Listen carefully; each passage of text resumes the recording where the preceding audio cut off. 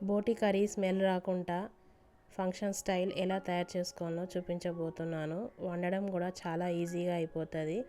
Smell అసలు రాదు. ఇలా నేను చెప్పినట్టు వండితే కమ్మగా గుమగుమలాడుతూ రుచిగా చాలా బాగుంటుంది. వేడివేడి అన్నంలోకి ఇంకా చాలా చాలా బాగుంటుంది.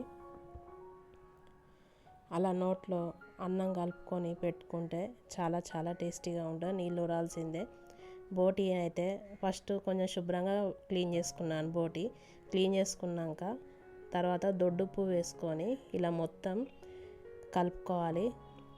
ముక్కకంతా పట్టేట్టుగా కలుపుకొని 3-4 సార్లు మంచినీటితోటి శుభ్రంగా కడిగి వంపేసుకోవాలి. ఇలా శుభ్రంగా కడుక్కోవాలి బోటిని తెల్లగా మంచిగా. ఇలా దొడ్డుప్పు వేసుకొని కడగడం వల్ల బోటి స్మెల్ అస్సలు రాదు. ఏమన్నా స్మెల్ ఇలా కచర స్మెల్ ఉన్నా కానీ వెళ్ళిపోతుంది. ఇలా బోటి అంతా క్లీన్ అయ్యాక స్టవ్ ఆన్ చేసేసుకొని పల్లి నూనె వేడి కావాలి. వేడయ్యాక ఉల్లిపాయ ముక్కలు వేసుకొని ఎర్రగా వేయించుకోవాలి. ఉల్లిపాయ ముక్కల్ని ఇలా ఎర్రగా వేగాక అల్లం వెల్లుల్లి పేస్ట్ వేసుకోవాలి. కొంచెం అల్లం వెల్లుల్లి పేస్ట్ ఎక్కువగానే వేసుకోవాలి. బోటి కర్రీకి చాలా చాలా బాగుంటుంది. కమ్మగా వస్తుంది స్మెల్. ఇలా ఒక 2 నిమిషాల నుండి 5 నిమిషాలు అల్లం వెల్లుల్లి పేస్ట్ వేయించుకున్నాక పసుపు వేసుకోవాలి. సరిపడా వేసుకోవాలి. నాన్ వెజ్ కాబట్టి నేను 1.5 స్పూన్ వేసుకున్నాను పసుపు. కేజీ బోటి తీసుకున్నాను నేను. ఇలా పోపులో ఇందాక క్లీన్ చేసి పెట్టుకున్న బోటిని మొత్తం వేసుకోవాలి. వేసుకొని పోపు అంతా పట్టేట్టుగా కలుపుకోవాలి.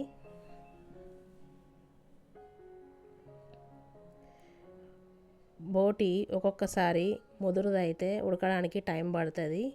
లేతదైతే తొందరగా ఉడుకుతుంది. ఒక 15 నిమిషాలు మీడియం మంట పైన ఇందులో నీళ్ళు వచ్చేంత వరకు ఉడికించుకోవాలి. బోటిలో మధ్యలో కలుపుతూ ఉండాలి, లేకపోతే అడుగంటుతుంది. ఇలా మొత్తం నీళ్ళు వచ్చాక బోటి నుండి ఒకసారి కలుపుకొని కారం వేసుకోవాలి. ఒక 15 నిమిషాలు ఇలా ఉడికిస్తేనే తొందరగా ఉడుకుతుంది బోటి. కారం ముందుగానే వేస్తే అసలు తొందరగా ఉడకదు. 3 టేబుల్ స్పూన్ల కారం వేసుకుంటున్నాను నేను. మంచిగా కారం ఘాటుగా ఉండాలి. 3 టేబుల్ స్పూన్ల కారం వేసుకున్నాక తగినంత ఉప్పు వేసుకోవాలి.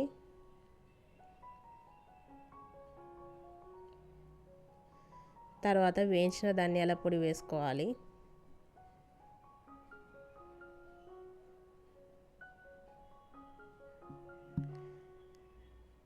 గరం మసాలా వేసుకోవాలి. కొంచెం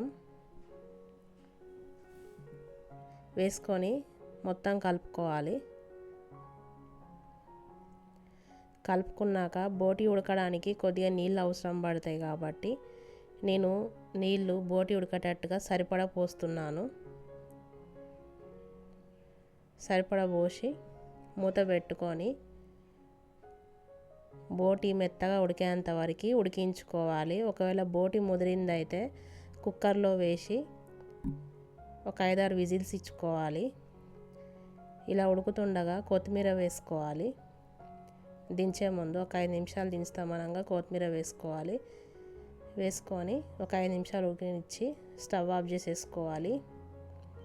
బోటి మెత్తబడ్డదంటే స్టవ్ ఆఫ్ చేసేసుకోవాలి. అంతే, ఎంతో సింపుల్గా బోటి కర్రీ తయారైపోయింది.